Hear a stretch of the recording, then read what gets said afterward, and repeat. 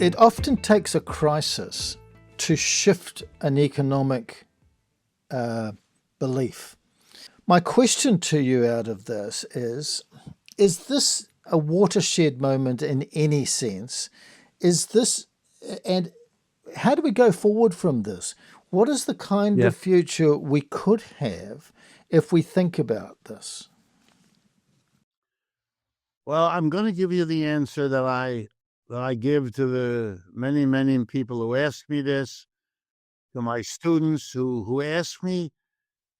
Our younger generation, which is much more to the left than the rest of our population, is partly that way because their job opportunities now are a disaster.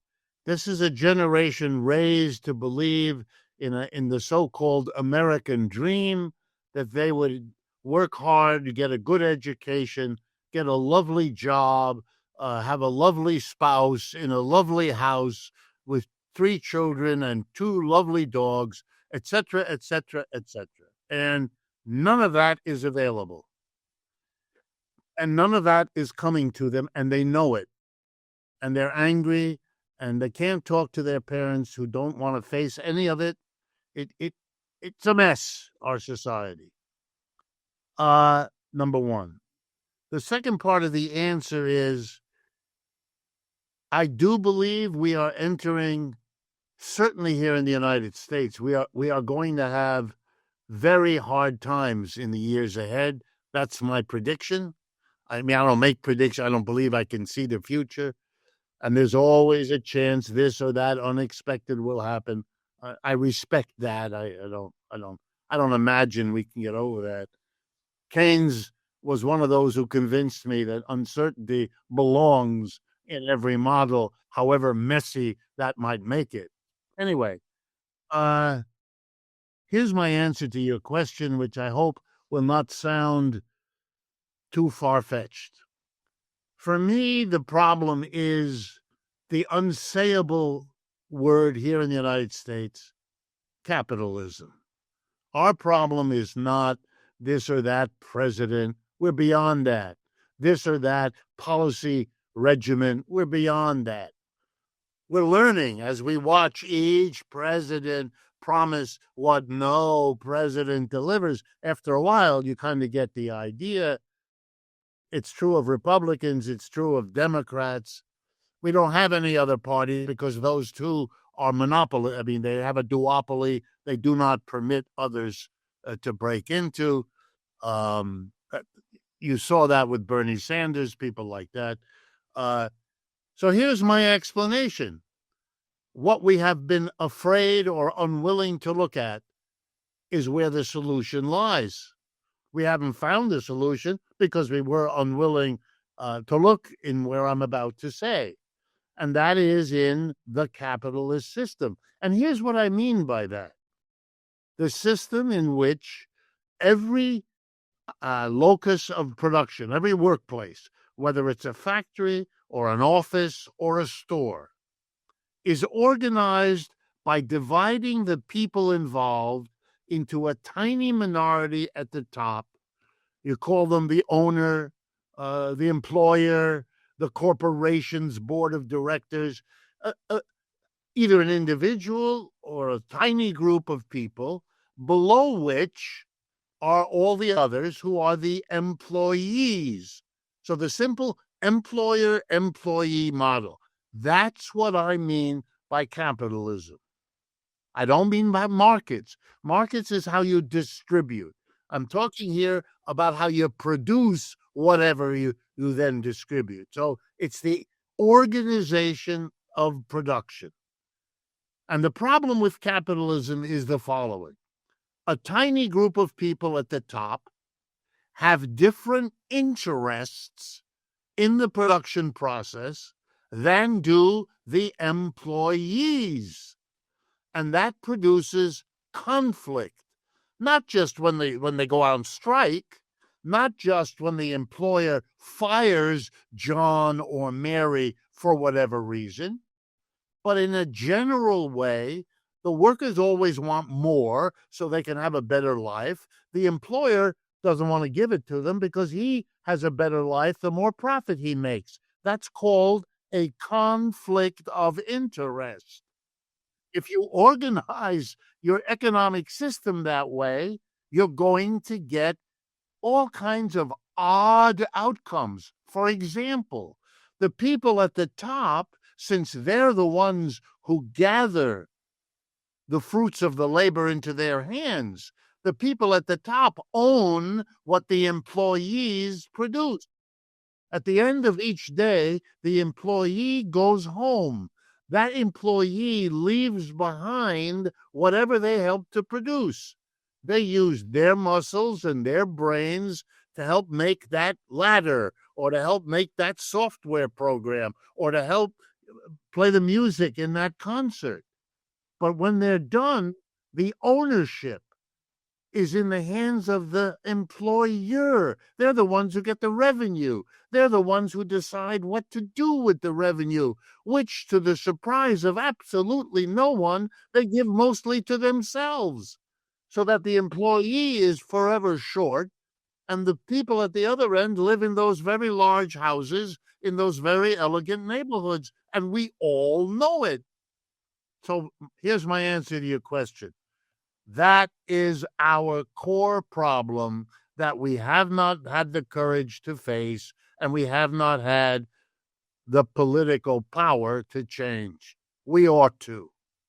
If we change the organization of enterprise from the employer-employee model, which is what I mean by capitalism, and the alternative, I'll give you the name we use here in the United States, the worker cooperative, but it has many names: the collective enterprise, the commune, the lots of collective, all kinds of words. It doesn't matter. The idea, which I find amazing that I have to explain this to people, it's the idea to bring democracy to the enterprise, where it should have been all along. You know, years ago, kings told us, especially in the British world, that we needed a king, that if we didn't have a king, society would fall apart. We got rid of the kings. I mean, they didn't in England, but the rest of us got rid of kings, and the society turned out not to fall apart. People think you have to have the CEO. You don't. And the enterprise will not fall apart if there are no CEOs. We can do it, and we ought to. And if we did it, many of the problems of capitalism could be overcome. If workers democratically decided how to distribute the revenue, you think they'd give 3 people millions and everybody else can't afford to send their kid to college? Would never happen. Would never happen. There'd be no Elon Musk. There'd be no billionaires. They wouldn't do that. It wouldn't be that everybody gets the same. They would make differences for all kinds of reasons. You have a big family. You went to a lot of schooling. We're all reasonable, but we won't give somebody everything and then the rest of us, we won't do that. And so for me, this is where we need to go, and this is where real solutions lie. Otherwise, we're going to be treading water. We're going to be making little adjustments here or there, getting terribly excited about each little one, and then becoming terribly disappointed when it turns out that they are marginal. Better to have them, I agree, but they're not going to deal with the level of problem, and then those problems are going to accumulate, and when they do, then you get the Donald Trumps of this world. Just a little anecdote from this morning. I ran a poll on my website, and in New Zealand, we have a duopoly in the supermarkets. We have 2 lots of very large food chain companies that control all of our food supply in New Zealand. And I had a poll on my website asking people how they would feel if the government started a cooperative food chain, Right. in which they owned the warehouses and the food stores, and in a competitive way alongside the supermarkets. 96% of the respondents said they would like to have the cooperative supermarket, please. Now, what that indicates to me is that there may be a movement now towards the idea that the government should be, in some instances, involved with the marketplace, particularly for all of those things that involve our well-being, such as our food and our housing and our health. And up until today, I would have said, would have been 50-50, but people are becoming incredibly disillusioned with this idea that wealth will trickle down somehow magically. Yeah, So right. I think that's, I do see some hope here. Yeah, I do too. I mean, in case your people don't know whether they follow, the largest cooperative in the world is something called the Mondragon Corporation in Spain. And one of the it's, by the way, it's the seventh largest corporation in Spain. It now encompasses well over 100,000 workers. It started in 1956 when a Roman Catholic priest in the north of Spain gave a little speech to his little tiny parish in the town of Mondragon, which is in the foothills of the Pyrenees Mountains. He said to them, if we wait for someone to come here to give you all jobs, we will all die of old age before that happens. Everybody laughed. And then he made this, his name is Arizmendi. Father Arizmendi was his name. And he said, I have an idea. Why don't we form a cooperative? We won't wait for someone. We'll make the jobs ourselves. And that was the origin of the Mondragon Co-op. It is now a corporation that encompasses 100 or 200 individual co-ops. It's a kind of a co-op of co-ops. And it includes, here's my punchline, it includes the largest supermarket chain in Spain, is one of their enterprises. So yes, this idea is also popular here. The most popular here, for example, I'm in New York City. Every borough in New York City has a food co-op, which is a competitor. It is owned by the members. So it was not done by the government. It is not part of the government. Could have been, but we don't have enough power to get our governments to do it. But I can assure you, without ever having done it, that if we did a poll here, we would get numbers like you got, that there would be an overwhelming interest in having co-op. I mean, mostly because of the feeling you'd get a better deal. You'd pay lower prices. You'd be able to feed your family. It is a serious problem here in New York City. We have a significant number of our people who are not getting adequate food because they cannot afford it. It really straight out. No, I think the co-op is the next step, but I do understand that this is a slow process. People seem to, a colleague of mine who agrees with me says it's either, he pointed, it's easier for him to get students to imagine, when they talk about climate justice, to imagine the end of the world than to imagine the end of capitalism. So deeply ingrained is the notion. Yeah, but if you go back 3 centuries, everybody thought we ought to have kings and queens and that we couldn't do without kings and queens. The last time the King of England died, the whole country went into a spasm around his coronation, as if it really mattered. And then there is the argument too that people will say to you that, we're much better off than we were even 2 generations ago because of capitalism. My mother, for example, who's passed away, used to wash her clothes in what was called a steamy in Scotland. All the women went down to a steamy. They didn't have a washing machine. She got to New Zealand and she got a washing machine, and she thought this was marvelous, because she didn't have to go to the steamy anymore. And that, Right. I'm alive because people have large corporations who made lots of money invented vaccines that have kept me alive. So that Right. there are benefits out of capitalism that they Could will I, point could to. I, yes, could I respond to that? Yes, please. I because it comes up all the time. There is no question that corporations did things along the way that have been useful. No question about it.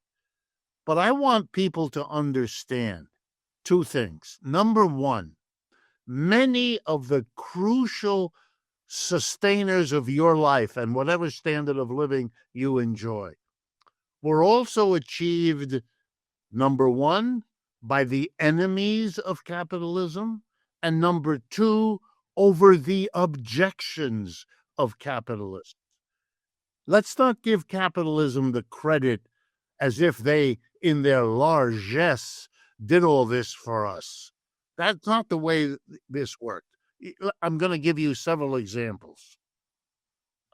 The socialist movement, for better or worse, the communist movement, for better or worse, fought for and won many of the advantages we take for granted.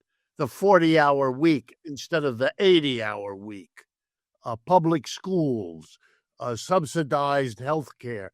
You go on and on. You know them. I know them. You think about it for 5 minutes, you realize, you know, I tell people about the housing in Vienna, Austria, where half of it is either owned by the government or owned by a partnership between government and private, where your rent is a function of your income, and it never can go above it. And most people pay about 20% of their income for housing, and that's way better than you or I have in the countries where we live. That's all achieved by socialists. But even more important, the second point, every advance of the working masses has been opposed by capitalism.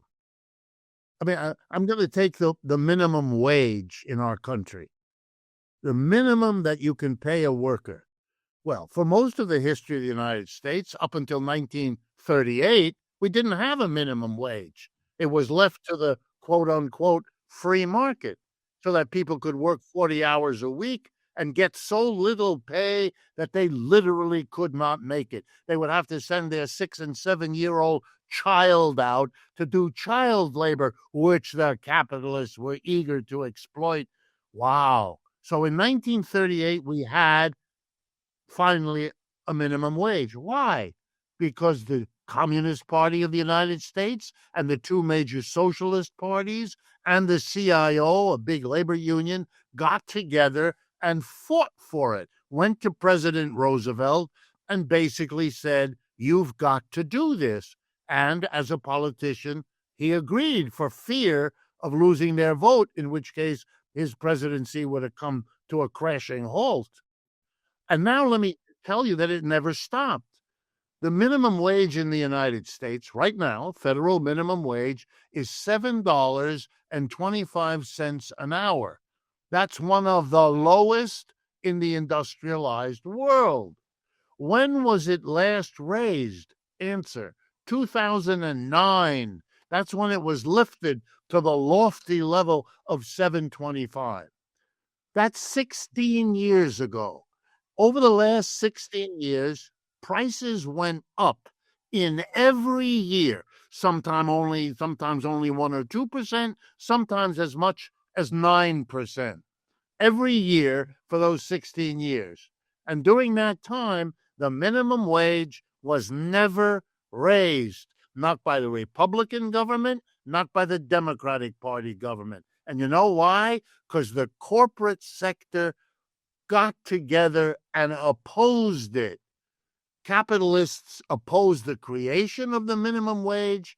And here, the last 16 years, when prices were going up, people living on $7.25 were savaged by this government.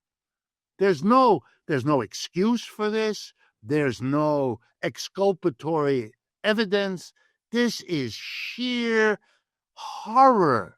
Well, those people, they can't afford anything. We don't have a national health program for them. We don't have subsidized food for them.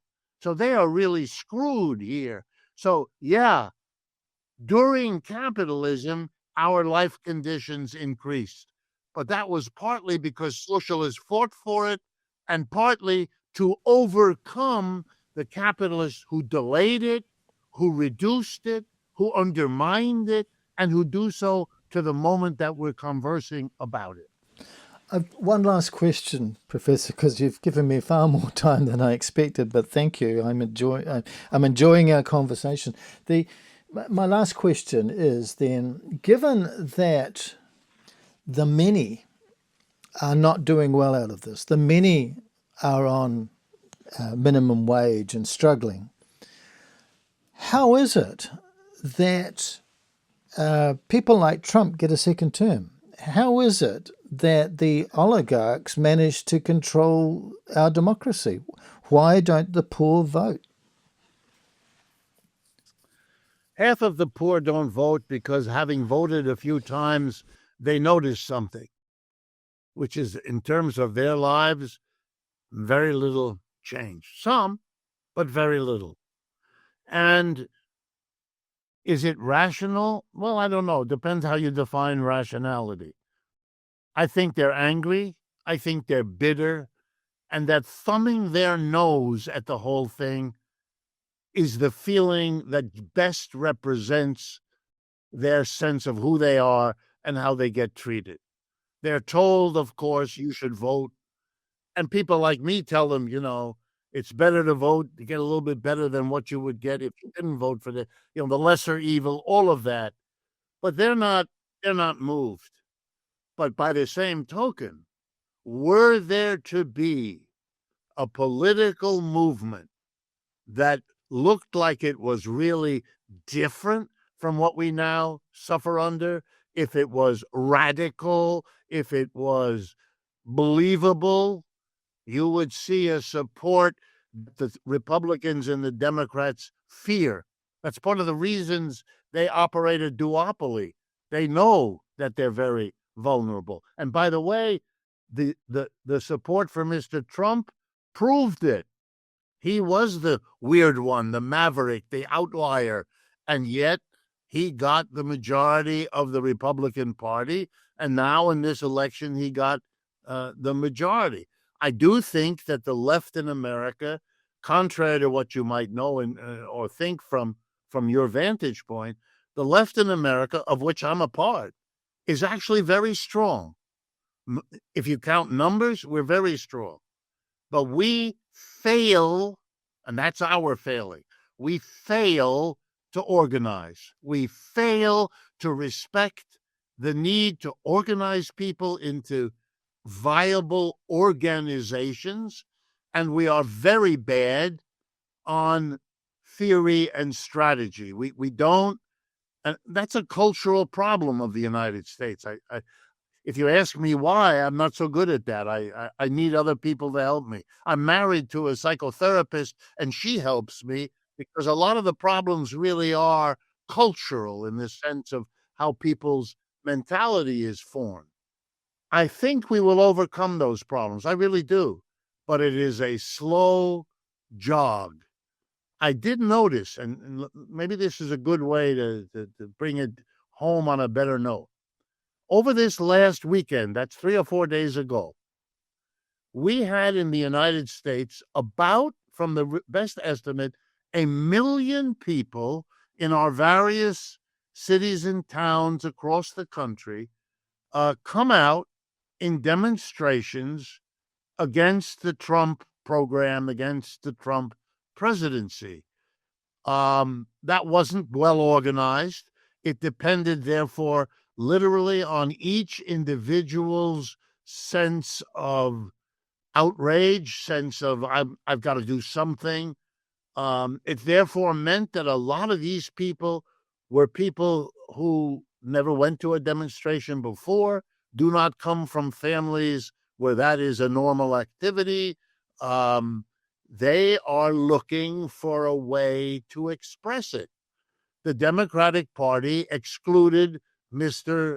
Sanders. My guess is he could very well have won. And he's a man who accepts the label socialist. He doesn't run away from it. By the way, that's another important change in America. We now have socialists all over the place running for office and winning. Well, up to about 10 years ago, that was an unthinkable taboo.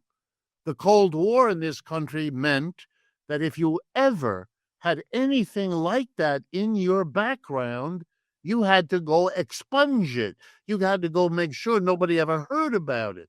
I can't tell you the number of professors I had at university who, in the privacy of their office, would jokingly tell me about their socialist youth or their communist youth, but would be very careful in their public persona to hide everything about it. Their children know who they are. And those are the people I deal with. It's remarkable. Here at the New York City Council, a significant minority, it's still a minority, but a significant minority of the people sitting on the City Council of New York self-identify as socialists. Okay. It is remarkable. Something that I will leave with you with is another piece of hope. We have had demonstrations in New Zealand too.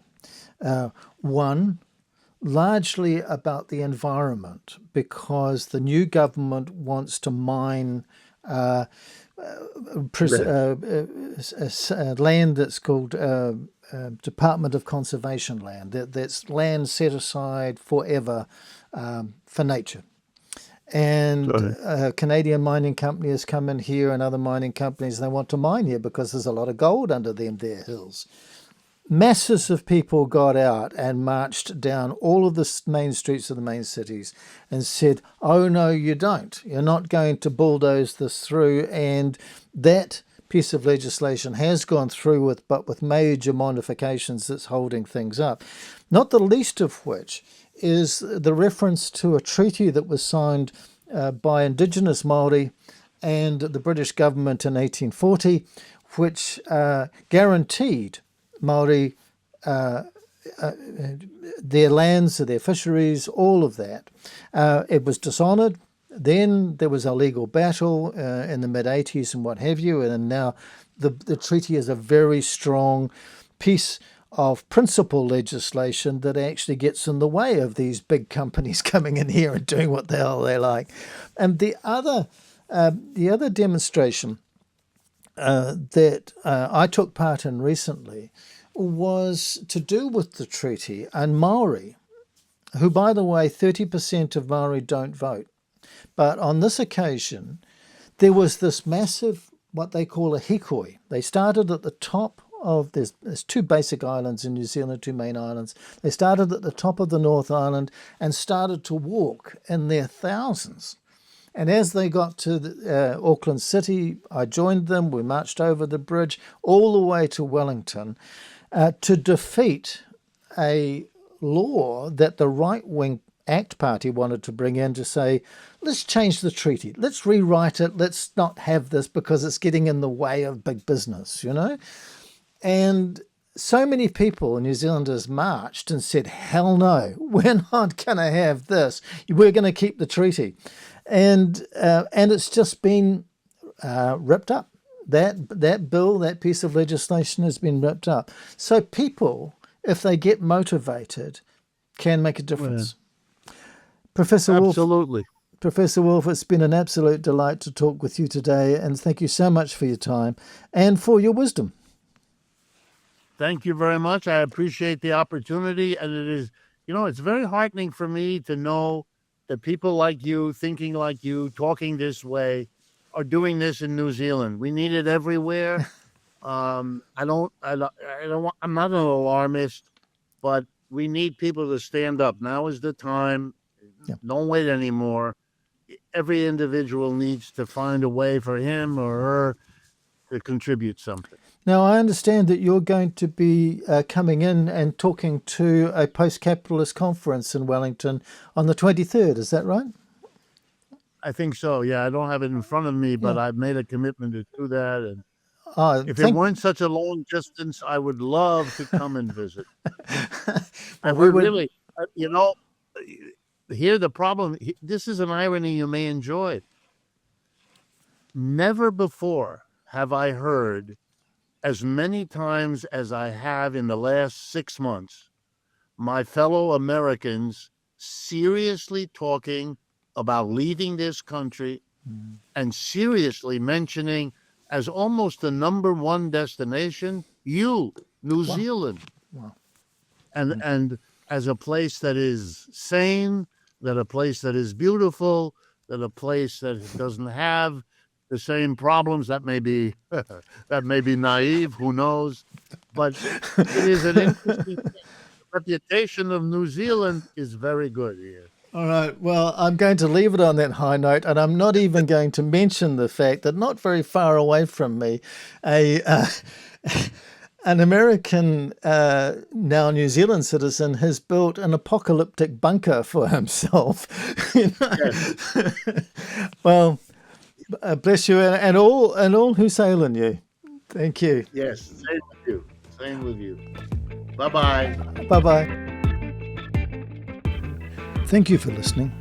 For more interviews and public journalism, please visit brianbruce.substack.com. brianbruce.substack.com. Ka kite.